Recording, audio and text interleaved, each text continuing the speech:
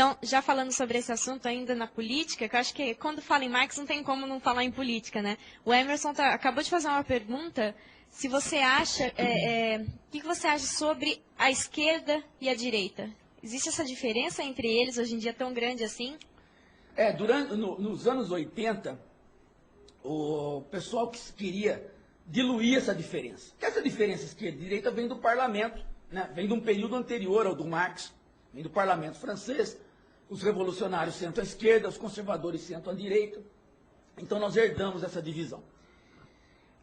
Tanto se fez para tirar essa divisão, que esses dias, eu lendo o jornal Estadão, que é um jornal nitidamente conservador, e ele adotando isto. Ou seja, não vingou a ideia de que a noção de esquerda e direita ia desaparecer, porque até os conservadores que lutavam para que ela desaparecesse, agora voltaram a utilizar. Por que essa noção é boa? Essa noção é boa porque nós ainda estamos dentro do campo moderno. Quando as pessoas falam em pós-moderno, elas não falam em pós-moderno no sentido do desaparecimento da modernidade. Elas falam em pós-moderno como alguma coisa que está querendo nascer de dentro da modernidade. Eu não estou dizendo que o pós-moderno é bom ou ruim. Eu estou dizendo que ele é pós-moderno. Ou seja, você está preso ainda à modernidade, porque você não pode ser pós alguma coisa, senão há alguma coisa referida. E essa referência é a modernidade. Então, todas as instituições, né, que nós temos ainda estão presas lá à Revolução Francesa, lá à independência dos Estados Unidos, lá à própria nossa ideia de república. Nós estamos presos a isso. Tanto é que nós conversamos, toda a nossa conversa gira em torno de reivindicações que são do tempo do Marx. Né? Liberdade para a mulher, igualdade de condições de trabalho, não botar a criança para trabalhar. Bom, também... São situações todas elas na verdade, modernas. Mas na verdade acho que é porque essas questões surgiram, né, naquela época, até agora também não foram resolvidas, né? Então estão batendo na mesma tecla, ver se resolve pelo menos, né? Para alguns povos, elas foram resolvidas. Para outros povos, elas não foram.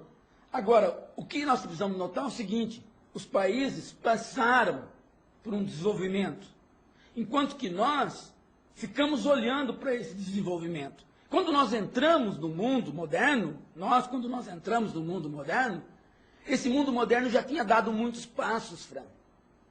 Muitos passos. Quando nós entramos para o mundo moderno... Você está falando nós, no caso, Brasil? Nós, Brasil. Como brasileiros. Quando nós deixamos a nossa escravidão, né? Quando nós deixamos a nossa escravidão... o Brasil foi o último país, nós né? Nós éramos o último país a sair da escravidão. Quer dizer, a ideia de mercadorização do mundo já estava posta há mais de 100 anos. Então nós pegamos o bonde andando. Nós estamos correndo atrás do prejuízo.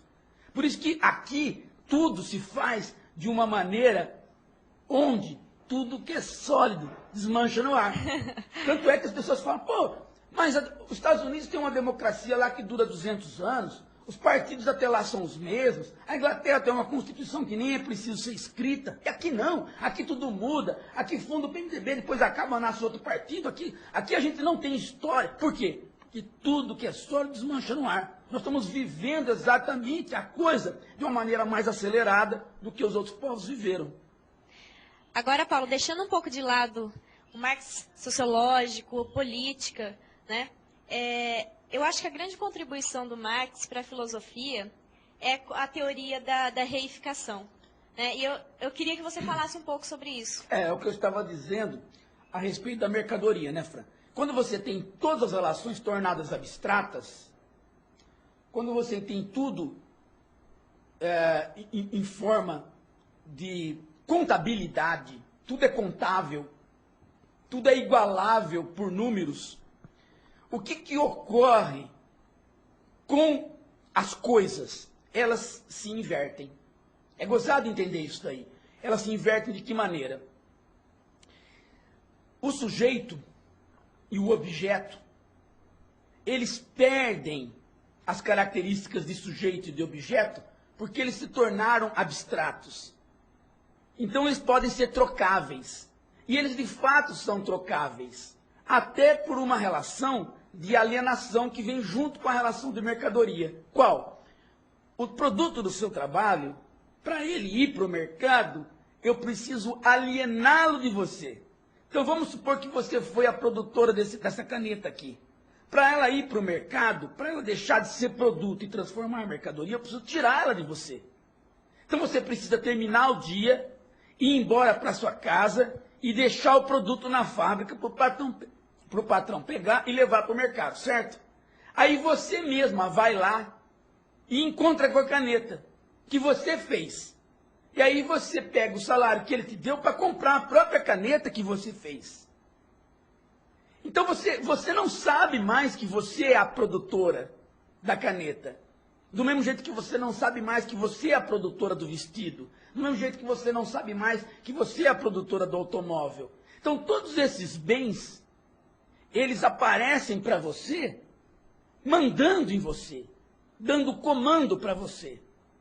Eles que eram objetos, passam a ser sujeitos.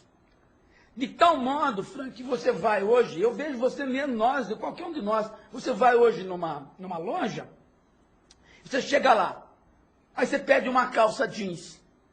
Dá essa calça jeans aqui para mim. Aí você veste a calça, você entra lá no biombo, lá no vestiário lá da loja, veste a calça. Aí a calça não entra, né? Fica apertado, principalmente nessa época do ano. Exatamente isso que eu ia falar. Chega no Natal, chega no Novo. A calça não entra. Quando você era menina, o que você faria? Fala assim, vou cortar, vou levar essa calça, né? Chego lá em casa, peço para minha avó cortar, costurar, e vou, né? Faço um ajuste. A gente abria um pouquinho de lado, colocava uns pedacinhos de tecido assim do lado, ficava super fashion. Ou então você nem comprava, você já fazia lá em casa mesmo. Né? Agora não. A calça vira para você e fala assim, o quê? Porque de repente fala, ué, o que está acontecendo aqui? Lá dentro do vestiário, a calça começa a falar. Quer dizer, ela começa a se manifestar. Ela começa a se tornar sujeito e você o objeto. É uma inversão. Né? Por conta da alienação. Ela foi alienada de você, ela ganha a vida e você perde a vida. E ela começa a falar assim para você, olha, escuta uma coisa, eu não vou com você para sua casa, porque eu não vou me cortar. Mas como que você não vai se cortar? Você vai aparecer comigo numa festa, remendada, cortada, ajustada, e a calça vira para você e fala aquilo que você não quer ouvir. O quê? Você está gorda. Você está gorda. Quando a calça fala isso... Bom, quando a calça fala isso, já está no próprio vestiário, já tem uma arminha pendurada, você já mira na cabeça e acabou. Não, mas a calça... Tudo que é sólido se desmancha no ar. Não, ela dá uma solução para você. A própria calça dá uma solução para você. Ela chega e fala assim, olha, 3 possibilidades, Fran. Lipo, academia, parar de comer. Então, peraí. Então, vamos lá. Mulheres, vamos fazer. Lipo.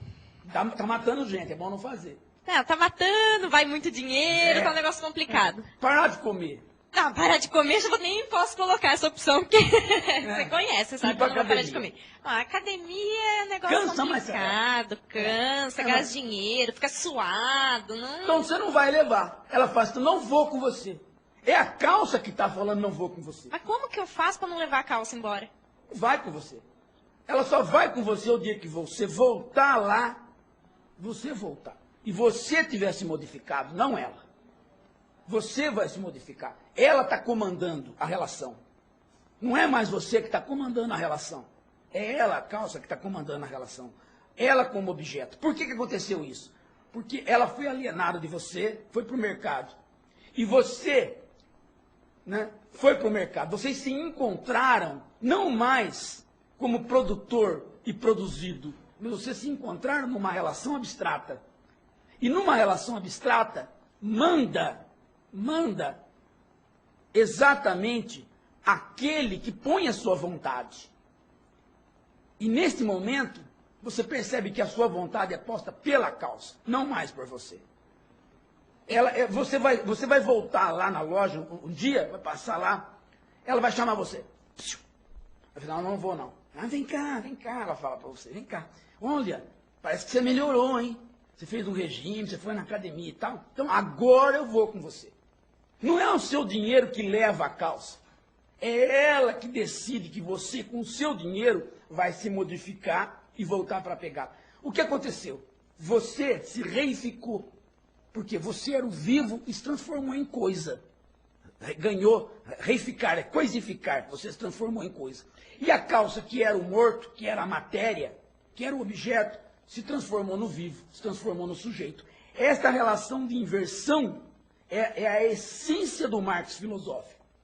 É o que o Marx fala, que é a essência das relações modernas. As relações modernas não são travadas por pessoas de carne e osso com pessoas de carne e osso. As relações modernas são travadas entre objetos e sujeitos. Mas quem que é o sujeito, quem que é o objeto? Está invertido. E isso me parece ser alguma coisa que é uma sacada filosófica do Marx fantástica, insuperável. Insuperável. Paulo, vou aproveitar aqui, então, para falar uma questão que eu demorei também muito tempo fazendo curso de filosofia para conseguir realmente resolver essa questão. Formou, né? Formei. Começo o ano formada agora em filosofia. Começa com para orgulho do papai que já veio assistir aqui o primeiro programa. E o Emerson Barbosa fez uma pergunta muito boa. Nos ensine, professor, em definitivo, qual é o significado da mais-valia para Marx? Esse é um grande problema, porque as pessoas confundem. Ele está falando aqui, ó, eu nunca consegui entendê-lo, o que eu faço? Ajuda, ele está desesperado. Não, veja só, nós podemos conversar isso muito aí pelo chat, e depois conversar no Formspring, né? Deixa eu aproveitar e colocar de novo então o endereço do Formspring. Durante a semana toda, feriado, madrugada, a gente está 24 horas, pode entrar no Formspring nesse endereço aqui. Formspring Me /Giraldelli. Você coloca suas perguntas lá e a gente vai respondendo. Às vezes não dá tempo de responder tudo, mas ficando lá, você fazendo a pergunta lá, fica registrado e a gente responde uma por uma. Então veja, né? E nós vamos conversar direitinho. Mas o que você não pode confundir é mais-valia com lucro. E essa é a confusão fantástica. Exatamente. Né? E até professores de filosofia, quando dão aula, eles estão confundindo isso. Eles confundem demais, as pessoas confundem mais-valia com lucro. Aliás, em geral, as pessoas acham, né, que o capitalismo rouba a pessoa porque ele tem lucro. Não, o capitalismo é uma relação completamente justa. Completamente justa. Por quê? Porque a mais-valia, ela se produz sem o capitalista querer e sem o trabalhador querer. Por quê? Porque o trabalhador sempre pode trabalhar mais. Ele pode produzir mais, né, com menos trabalho. E é aí que você tem aquilo que é o mais valor. Por que o mais valor? Pelo seguinte, olha, eu posso fazer essa caneta aqui em 8 horas. Vou dar um exemplo banal e simples e rasteiro. A explicação da mais-valia é mais complexa, mas para você entender, eu posso fazer isso aqui em 8 horas. Tá? Então, eu faço em 8 horas. Mas, se eu colocar uma máquina, eu posso diminuir o tempo. Eu posso fazer o mesmo produto em 6 horas. Aí, com mais tecnologia, eu faço o mesmo produto em 4 horas. Eu vou reduzindo, e eu vou tendo o mesmo produto em menos horas. O que acontece? Acontece que eu reponho a minha força de trabalho com o mesmo arroz e feijão. No começo, o prato de arroz e feijão equivalia a 8 horas para produzir uma caneta. Agora o prato de arroz e feijão equivale, né? Continua equivalendo a 8 horas, mas em 8 horas agora eu produzo 8 canetas, porque o tempo de produção diminuiu. Então, é inerente ao meu trabalho a produção do mais valor da caneta. Ou seja, em outras palavras, o meu trabalho, para ser trocado por alguma coisa para que ele possa ser reposto, ou seja, arroz e feijão, né, é sempre o mesmo. No entanto, eu sempre posso produzir mais, porque o tempo de produção vai se reduzindo conforme eu vou desenvolvendo as tecnologias de produção. E aí é que gera o mais valor. Então o capitalismo não rouba ninguém, tá? O capitalismo não é injusto. Não é injusto pela relação de mercadoria. Ele é injusto por outras coisas, mas não pela relação de mais-valia. Ele é injusto porque depois você poderia redistribuir os ganhos de ter produzido mais em menos tempo. E, obviamente, não há essa redistribuição. Aí, então, ele é injusto. Mas ele não é injusto na base. Na base, não. Por quê? Porque na base sempre você vai poder, com a tecnologia, ir diminuindo os custos, de modo que você possa, com a mesma força de trabalho, produzir muito mais. Isso é inerente à condição humana. Você não vai aumentar a quantidade daquilo que você precisa de comer para repor a sua força de trabalho. Mas você vai diminuir sensivelmente aquilo que você precisa trabalhar para produzir a mesma coisa. Então, aí surge a mais-valia.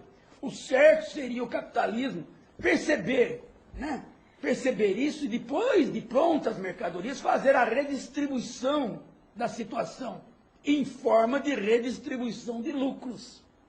Aí sim aparece a injustiça. Mas a injustiça não está na base, ela está posteriormente, na contabilidade final da situação das empresas. Aí é outra coisa. E por isso que aparecem no capitalismo as políticas sociais. De maneira que o Estado possa fazer essa redistribuição que o empresário não faz. Paulo, olha, a gente nunca recebeu tanta pergunta, todo mundo dando parabéns pelo programa. Obrigada, viu, gente? Eu vou aproveitar para mostrar o livro novo do Paulo, mas só para fazer inveja, porque esse aqui só eu tenho por enquanto. Tem uma dedicatória linda para mim, obrigada. E é A Aventura da Filosofia, de Parmênides a Nietzsche. Vai sair pela editora Manoli. Eu quero mandar um abraço para a Daniela, que está cuidando com super carinho, a editora da Manoli. Está cuidando com muito carinho do livro. E está no forno, acho que esse mês já sai o livro, não sai? Sai. Esse mês sai esse livro. A Daniela Manoli, ela está à frente da editora Manoli. Né? Ela nos dá um apoio cultural aqui para o programa, né? Nos dá o apoio cultural aqui para o programa. E nós queremos agradecer demais a Daniela e por ela ter mandado este exemplar aí, já do pré-forno, para que a gente pudesse mostrar aqui. Veja, no Form Spring Me Giraldelli, vocês podem colocar todas as questões, vão estar lá a semana toda trabalhando com vocês, sempre dando a maior atenção para vocês, viu? Bom, Paulo, aqui eu tenho uma pergunta do Sidney, que vai calhar bem com o videozinho que a gente preparou. A gente tem 4 vídeos para passar sobre o tema da modernidade, né? Essa perguntinha do Sidney é a seguinte: Marx disse que a religião é o ópio do povo. Tem tudo a ver com o que a gente fez, né? Então ele que está perguntando assim: poderíamos dizer que hoje, mais que a religião, o ópio do povo contemporâneo é o consumismo? Não. Nós temos, uma coisa que eu vou falar para vocês. A pessoa que vier falar para mim, né? É porque o consumismo. Eu vou dar um conselho. Não venha conversar comigo. Se é para falar contra o consumo. Por quê? Porque o grande ganho, né, das esquerdas, se existe algum ganho da política de esquerda, é justamente ela conseguir fazer com que as pessoas consumam.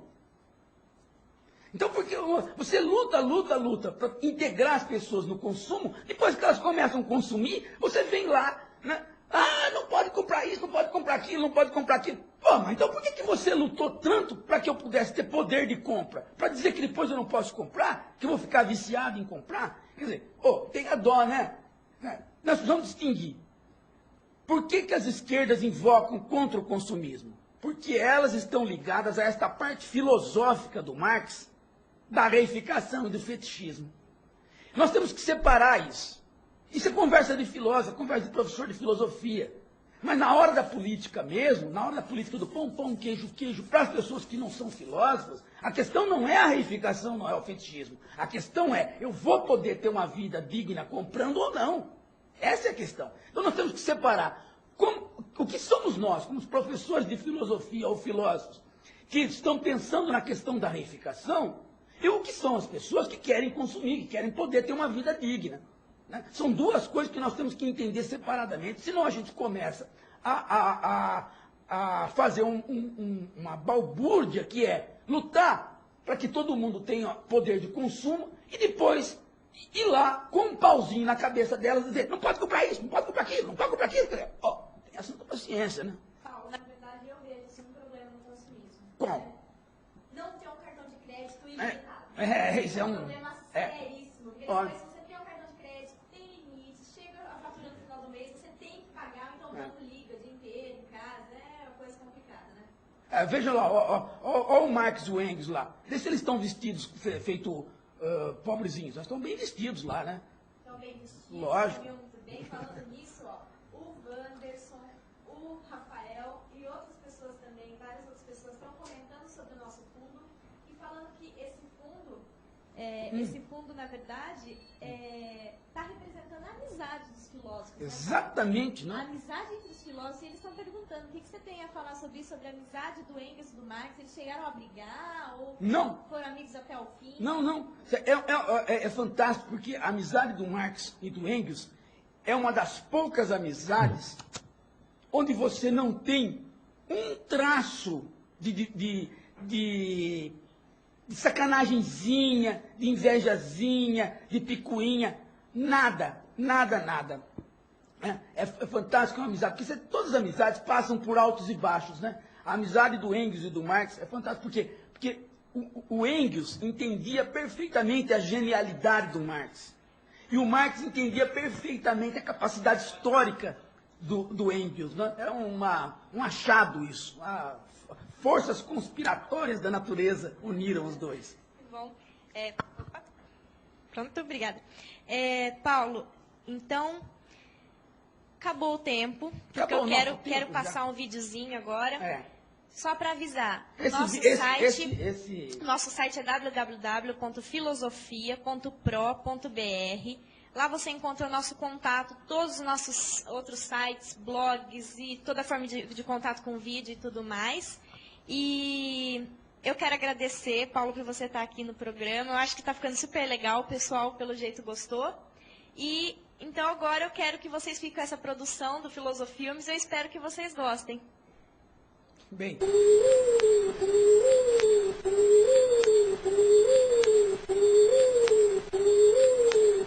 Hoje eu tenho uma pessoa para falar assim, que é uma pessoa incrível, uma pessoa que eu posso chamar de amiga, que eu conheço todo o trabalho, toda a percussão dela, que é a doutora Paula Tejano. Boa noite. Boa noite, tudo bem? Tudo ótimo. É ótimo ter a senhora aqui conosco. Bem, hoje começamos a falar sobre Marx, aquela famosa... Vem cá.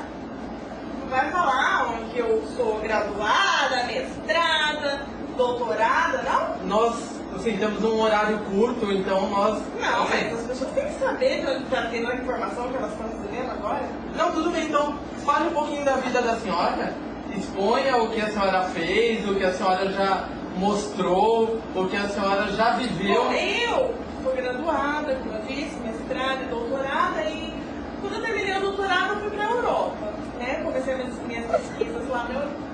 Que isso? Que isso? Não, esse daqui é o cachorro do nosso estúdio.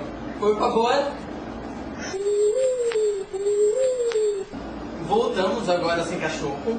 Pode continuar, doutora. Então, eu começava dizendo, eu sou graduada, mestrada, doutorada. Logo depois que eu terminei meu doutorado aqui, eu fui para a Europa, iniciar algumas pesquisas.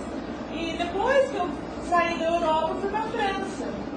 Onde eu concluí lá os meus estudos. Sim, mas voltando à frase que Marx falou, que é o nosso ponto-chave, que é a religião é o ópio do povo. Marquinhos,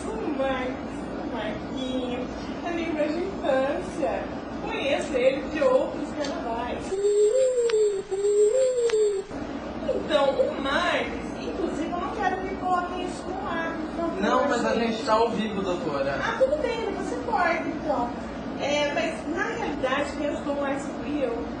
Porque o Marx Nossa, o Marx estava numa situação assim que não tinha, sabe, não tinha mais saída pro Marx, não tinha mais nada pro Marx, né? Ele estava muito viciado nesse ópio do povo e, sabe, e na realidade, ele foi um tal de Engels aí que ajudou ele, mas na realidade quem ajudou fui eu.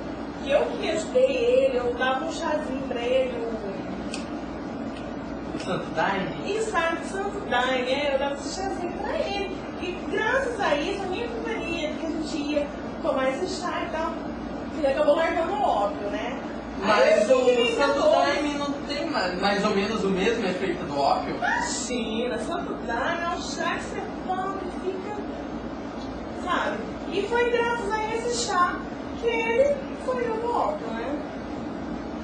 Sim. E a parte de religião? Não tem nada a ver com religião. É que é o seguinte, ó, o Marx, quando ele queria sair pra fumar, pra usar, né, pra se drogar com ópio e outras coisas mais, ele falava com a mãe dele que ele estava indo pra igreja. Então, na verdade, ele ficava louco, no meio do povo. Então, numa desses devaneios dele, ele acabou falando, o ópio é a religião do povo. Mas foi ali, né, desculpa, foi roubada pra mãe dele, sabe isso? Essa coisa de rebelde sem causa, adolescente rebelde sem causa, na realidade não tem nada a ver com religião. Marx era. Só que assim, depois ele começou a estudar tudo, a gente foi junto pra faculdade, acabamos estudando juntos e na realidade eu fui ajudando ele assim, na faculdade, fazer o trabalho dele na faculdade e tudo mais. E graças a Deus ele é esse parquinho que todo mundo conhece. Então quer dizer que vocês tiveram alguma coisa na faculdade? O pessoal fala aí que a gente teve um caso, mas não foi nada, assim, sabe? Não, eu, Marx, só amizade. Eu ajudava muito ele na faculdade, né? Porque eu era muito inteligente e ele não ia. Sabe? Então o Marx ele era muito ruimzinho na faculdade, sabe? Na realidade ele não ia. Então eu tinha que ficar, sabe? Marx, não, fazer trabalhos pra ele e tudo mais. Então na realidade quem se falou por ele fui eu, né? Ele só tem um nome e tal. Mas ele é um, nossa, que coração assim. Sabe, a gente passou por muitas dificuldades. Muitas. Foi difícil. A hora pra chegar onde a gente tá hoje. Mas graças a Deus, a gente. Né? A Deus e ao ópio, né? Ao ópio. Bendito ópio. Mas você não era na igreja depois, de verdade, né? Sim. Então, comigo.